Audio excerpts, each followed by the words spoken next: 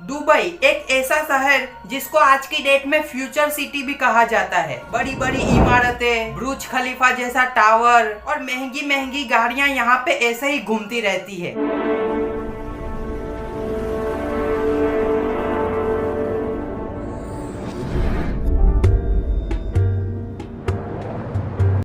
लेकिन बात करें 50-60 साल पहले की, तो ये सिर्फ एक रेतीला गांव हुआ करता था। दूर दूर तक सिर्फ और सिर्फ रेत ही रेत, एक भयंकर गर्मी और छोटी छोटी झुपड़ियां, बस यही पहचान थी दुबई की।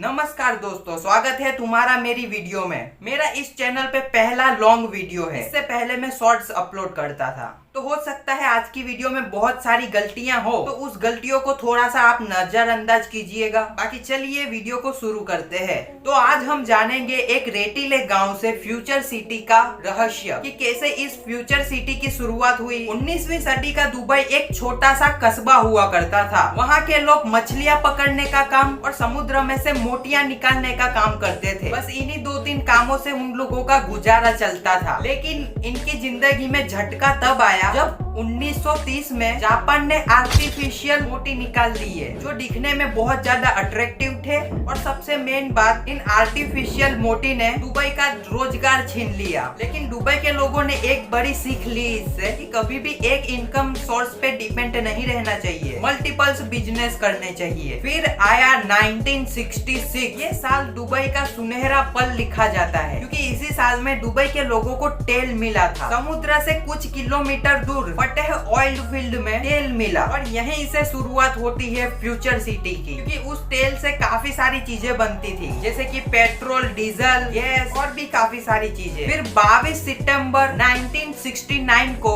यानी कि जब तेल मिला उसके कुछ वर्षों बाद, उस तेल का उत्पादन किया और उसको अलग अलग देशों में बेचना शुरू किया। लेकिन यहाँ पे दुबई वालों ने एक चीज को बहुत ज्यादा महत्व दिया, कि कभी भी एक इनकम सोर्स पे डिपेंड नहीं रहना चाहिए। क्योंकि जब 1930 में समुद्र में से जो मोती निकालते थे उनका काम ठप पड़ गया, तब दुबई की इकोनॉमी बैठ गई थी। इसकी वजह से ही वहाँ के जो शेख थे, शेख राशिद बिन सैयद अल मखदूम, उनका ये मानना था कि ये तेल है वो आज नहीं तो कल खत्म हो जाएगा। ज्यादा से ज्यादा 20 साल या 25 साल तक निकलेगा, उसके बाद तो खत्म ही हो जाएगा ना। तो उन्होंने क्या किया कि जो पैसे आए उसको अय्याशी में यूज नहीं किया, कि भाई ताजमहल बना दिया, कुतुब मीनार बना दिया, उसके बाद सारी प्रजा भूखे मर रही है। उन्होंने कुछ इम्पोर्टेंट जगहों पे उनका पैसा इन्वेस्ट किया, जिससे दुबई एक टूरिज्म पोर्ट बन सके। उन्होंने बड़े बड़े बंदरगाह बना दिए दुबई में, ताकि देश विदेश के जो जहाज है वो उनके दुबई में रुक सके। अब सीधी सी बात है, बड़े बड़े जहाज वहाँ पे रुकेंगे तो 1-2 दिन दुबई भी घूमेंगे, दुबई की चीजें खरीदेंगे, तो वहाँ के लोगों को भी रोजगार मिलेगा। बड़े बड़े एयरपोर्ट्स बनाने में पैसे लगा दिए, ताकि लोगों को ट्रेवल करने में कोई भी दिक्कत ना हो। सड़कें, स्कूल और अस्पताल बना दिए, ताकि वहाँ के बच्चे पढ़ पाए, अच्छी एजुकेशन उनको मिले, कोई भी मेडिकल प्रॉब्लम आए तो तुरंत उसका इलाज हो। और ऐसे ही धीरे धीरे चेंज हुआ दुबई का नक्शा, और उसकी ही बदौलत आज के दुबई को आप थोड़ा सा ध्यान से देखिए। दुनिया की सबसे बड़ी इमारत बुर्ज खलीफा, इंसानों द्वारा बनाई गई सबसे बड़ी artificial island प्लाम्स Jumeirah, luxury hotel Burj अल अरब, और इसी के चलते आज दुबई इतना ज्यादा ग्रो कर पाया है। अब दुबई की इकोनॉमिक सिर्फ और सिर्फ ऑयल पे डिपेंड नहीं है। अब दुबई के लोग मल्टीपल्स बिजनेस करते हैं। इसीलिए शायद लोग कहते हैं कि इंसान सिर्फ और सिर्फ अपनी गलतियों से ही सीखता है। सोचिए, अगर उस टाइम जापान आर्टिफिशियल मोती नहीं बनाता और दुबई के लोग वही छोटा मोटा धंधा करते रहते और उनको ये सीख नहीं मिलती कि कभी भी एक फील्ड में ही काम नहीं करना चाहिए, तो आज हमको इतना बड़ा फ्यूचर सिटी देखने को बिल्कुल भी नहीं मिलता। और वहाँ के लोगों का ये मानना है कि हम सिर्फ और सिर्फ टूरिज्म पर भरोसा नहीं कर सकते, कि टूरिस्ट आएंगे, घूमेंगे और उससे ही हमारी इकोनॉमी चलती रहेगी। वो तैयारी कर रहे हैं स्मार्ट दुबई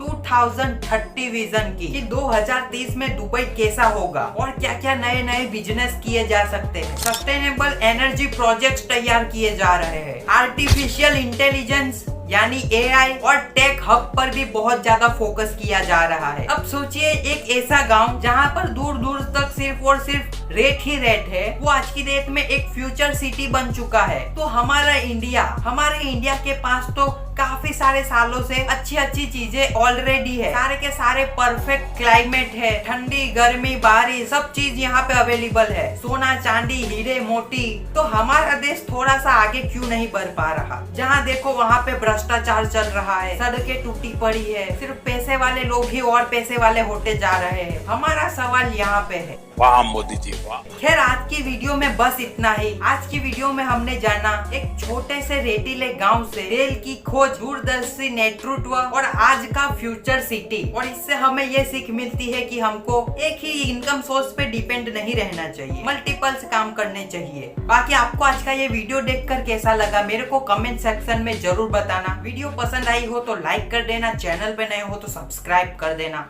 बाकी हम मिलते हैं इसकी नेक्स्ट वीडियो में। Thanks for watching, bye.